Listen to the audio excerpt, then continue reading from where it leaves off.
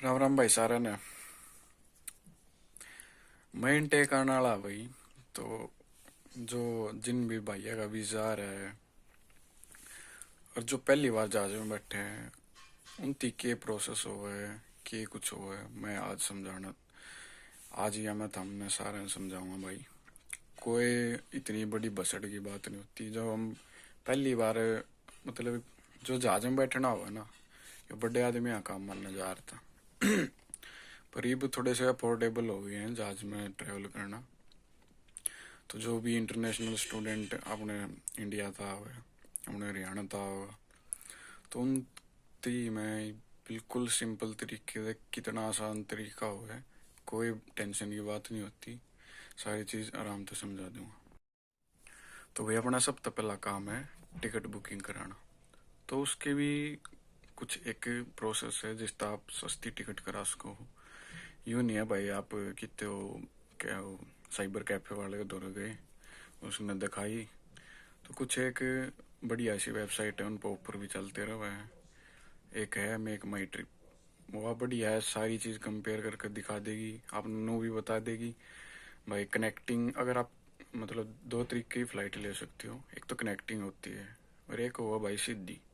सीधी जो मतलब अगर आप इंडिया से कनेडा आना है तो सीधी अपने इंडिया से बैठोगे और सीधे कनेडा में उतरोगे। दूसरी हो कनेक्टिंग वाह भाई उसमें आपका जहाज भी चेंज हो सके या सेम जहाज हो सके पर वो दूसरे देश में रुक उसकी बीच में डेस्टिनेशन दूसरा देश होगा। मान लिया भाई इंडिया ते पहला जहाज मान लिया दुबई जाओगा फिर दुबई दे कनेडा। तो इसमें क्या है कनेक्टिंग फ्लाइट कुछ एक बार कनेक्टिंग हो सकती है दो बार तीन बार। तो कुछ 48 घंटों में आपको पहुंचाएंगी कोई 3 दिन भी लगाती है। मतलब वो उस हिसाब से उतनी सस्ते रेट होते हैं। तो आपको अपनी सहूलियत के हिसाब से देखना है भाई कि कौन सा किस टाइप की बुकिंग मेरे लिए बढ़िया रहेगी भाई। अगर मैं अपनी बताऊं तो मैंने बस एक बीच में मतलब एक बार चेंज हुई थी मेरी फ़्लाइट और रुकी थी स्विट्ज़रलैंड। तो मैंने वहाँ करवाई थी वहाँ थोड़ी अफोर्डेबल थी। और भाई जो मेरा जहाज़ था एयर कनाडा का था। मतलब स्विट्ज़रलैंड तक तो था स्विस वालों का और फिर आगे था एयर कनाडा। एयर कनाडा और एयर इंडिया का जो जहाज़ है भाई बिल्कुल सेम है। मैं एक बार सिंगापुर गया था उड़े एयर इंडिया में गया था भाई। तो मतलब बढ़िया है। पर जो स्विस वाला जहाज़ था ना भाई बहुत कंफर्टेबल लग्जरी इकोनॉमी क्लास में भी आपने बहुत लग्जरी फील आओगी भाई। बढ़िया था मतलब खूब मज़े आए उसमें। कोई दुखी होने की बात नहीं। तो वही अगर आप डायरेक्ट फ़्लाइट करोगे तो टाइमिंग होती है लगभग 16 घंटे की। तो वही डायरेक्ट फ़्लाइट में लगभग अगर आप कुछ महीने पहले कराओगे तो आपका खर्चा आएगा लगभग 1.5 लाख के अराउंड चल रहा है शायद। और भाई बिल्कुल तुरंत पाँव करवानी पड़ी तो भाई होगा कम से कम 2 लाख का खर्चा। तो आप पहला ये बुक कराओ भाई। अगर वीज़ा आ गया तो बुक करा लो। मेक माई ट्रिप पे सर्च करो भाई कंपेयर करो। कुछ फ़्लाइट होंगे सस्ती होंगे पर वो थ्रू यूएस के थ्रू जाओगे। तो अगर आप यूएस से कनेक्टिंग लोगे तो आपने चाहिए ट्रांजिट वीज़ा और वो सजासी सब न मिलता नहीं भाई। तो जो भी यूएस थे और कुछ और एक देश है ना तो अपनी कनेक्टिंग अगर करवाओगे तो अपना पहले चेक कर लियो भाई कि उसमें वीज़ा मतलब वीज़ा फ्री एंट्री है। अगर आपकी कनेक्टिंग भी है तो कुछ देश मांगते हैं जैसे जापान भी मांग लेता है शायद भाई ट्रांजिट वीज़ा मांग लेते हैं। तो यूएस से तो मांगता भाई। तो इन अवॉइड करियो क्यों उसमें भी थोड़े बहुत पैसे लगाओगे थोड़ी सस्ती करने के चक्कर में। तो ये देते भी नहीं भाई वीज़ा। तो इस टाइप की बसटा मत पड़ियो। थ्रू दुबई भाई स्विट्ज़रलैंड इस टाइप की जो भी मिला ना बढ़िया सी डील अपने कंपेयर करके खुद बुक करा खुद बुक कर लियो भाई। इंटरनेट बैंकिंग हो तो उसमें 1 लाख तो ऊपर की ट्रांजेक्शन आराम तो हो जाएगा। अगर 1 लाख तो सस्ती है आपकी कोई टिकट बन जाए तो यूपीआई से पेमेंट कर सको।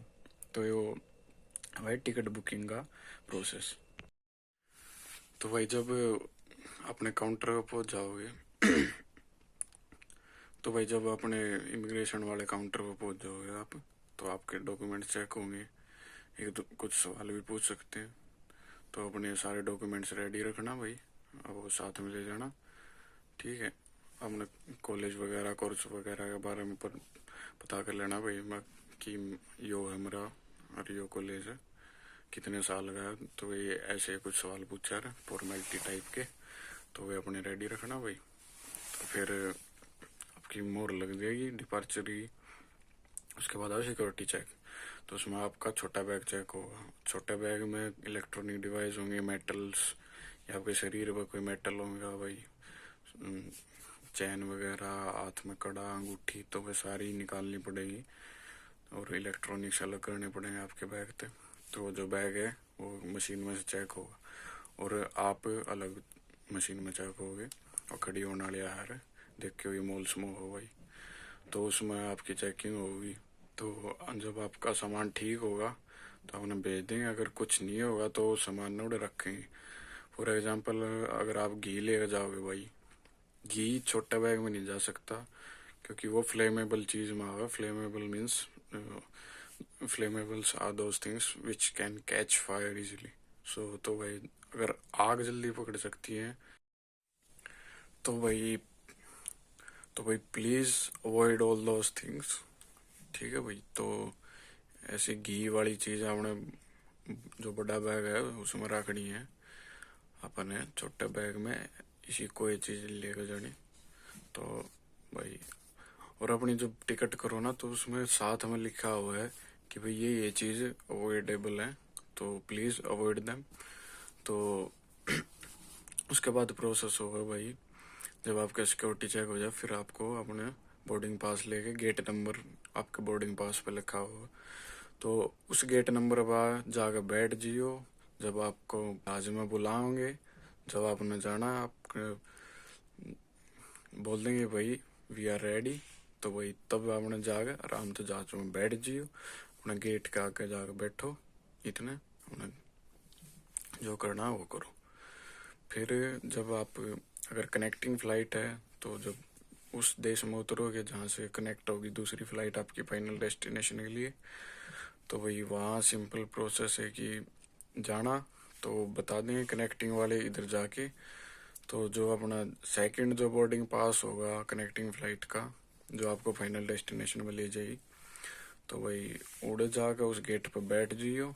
वड़े मतलब उस पर जाने से पहला एक बार और फिर आपका सिक्योरिटी चेक उसका कि भाई क्या बता 20 मिनट कुछ गड़बड़ दोबारा कोई सामान ऐसा वैसा गलत ना रख लिया हो, तो भाई फिर दोबारा आपका सिक्योरिटी चेक होगा और फिर आपने गेट नंबर पर जाके बैठ जियो।